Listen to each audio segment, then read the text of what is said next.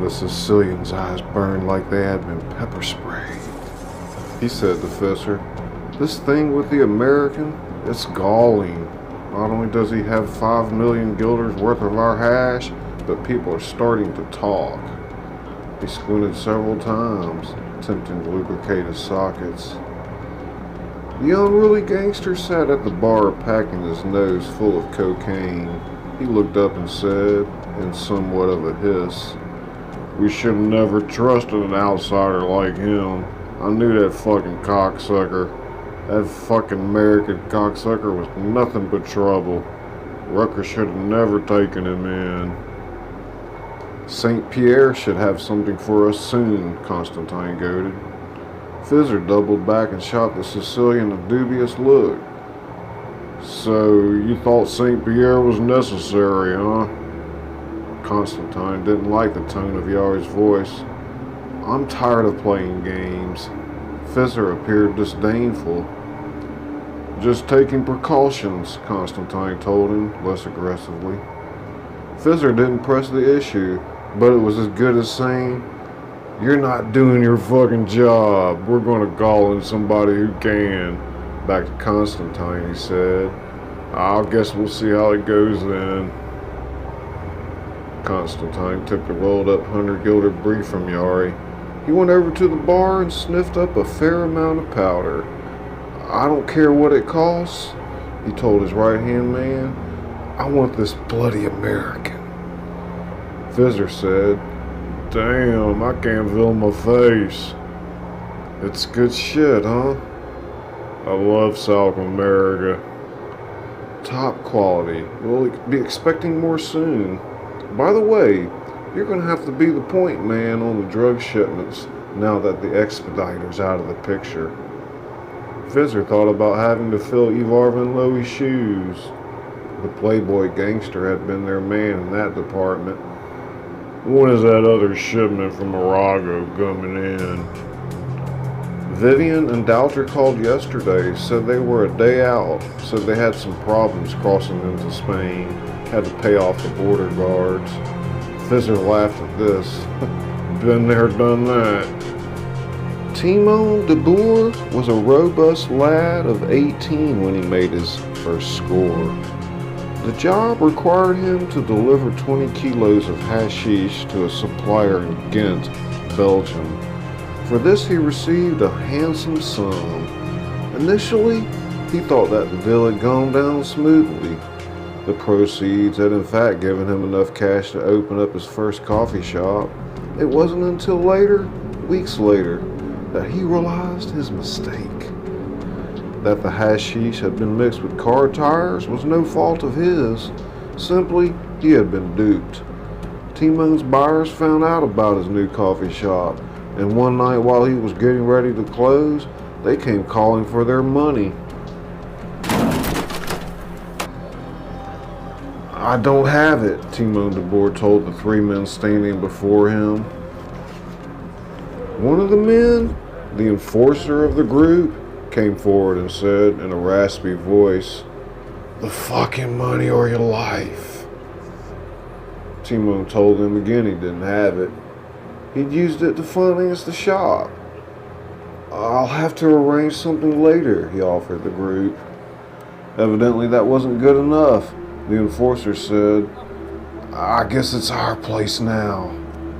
"The hell you say? I've worked my whole life for this." Timon was barking as well now. "You boys will get your money, but it's going to take some time."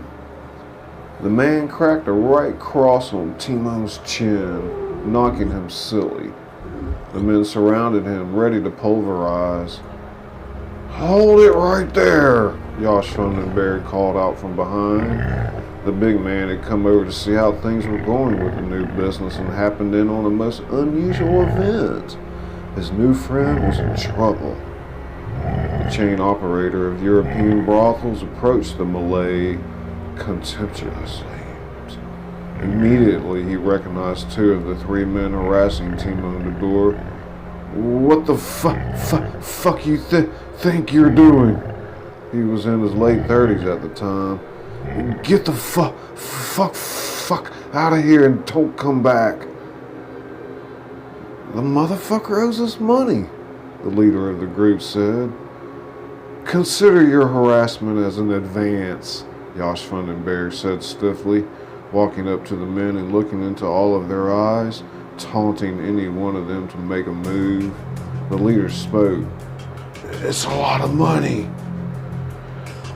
God gloeiende godverdomme toch, uttered Josh Fundenberg. The harsh Dutch expression silenced the underboss. Josh Fundenberg said, Listen, consider yourselves lucky today. I could shut you out of this town right now. You'd lose all your customers in Belgium. Then, what would you do? Leave this man to his business, and if he owes you money, he will pay you off in time. Timon de Boer thought about how Josh Fundenberg had saved his life that day, how he changed it forever. Now it was time to repay his debt and help the big man's daughter find this American, the one they called Hunt. Then he'd be free from the binds that shackled him to this God-forsaken place. Well, William said into the phone, I just wanted to thank y'all for helping us. Just be careful, William, Hannah said to him. Now I must talk to your mother. William dropped the phone into his lap. Mom, the Dutch girl wants to talk to you. He handed up the receiver.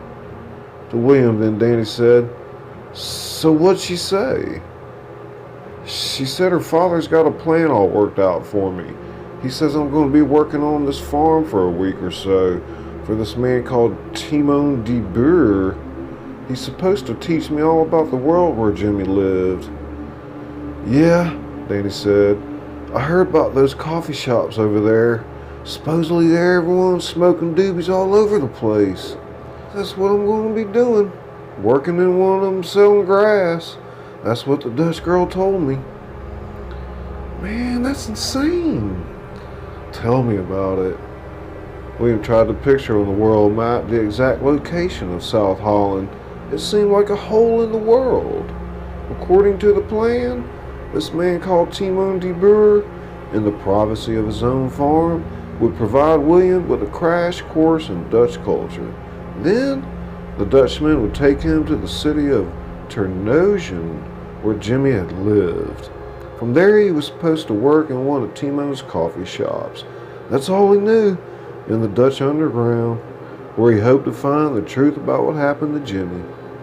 Once he arrived in Holland, William would have to find what was called the Spoorweg, or the railroad station, and then buy a ticket to a city called Vlissingen, which he couldn't even pronounce. He would take a ferry over this lake or something, where the Dutchman would be waiting for him next to a silver BMW, wearing a blue sweater, waving a hand with a cigarette in it. William pulled out his blue passport and examined the photograph. Not a bad picture, he thought. He was going. He was really going. Into the phone, Hannah said to Josie, And please, you must not to forget. William must change $100 when he gets to Amsterdam. He will need guilders for the train. However, you must wait to change more money later, okay? No problem. I'll let him know. And please, you must warn William that he must be very careful with the people in Amsterdam. Many peoples have their money taken on the street. Josie imagined the bums in the New Orleans French Quarter saying, I'll bet you $10 that I can tell you where you got your shoes. Answer, on your feet, asshole. Give me my $10. I sure hope y'all are able to track down Jimmy.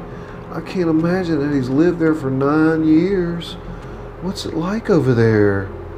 We have saying, Josie, the molen, the tulpen, and the kloppen. It means the windmills, the tulips, and the wooden shoes. Holland is famous for them. I wish it were under different circumstances. Maybe one day, if everything works out, I'll get to come over there and visit. Yes, you should do this. Our country is not a very bad place.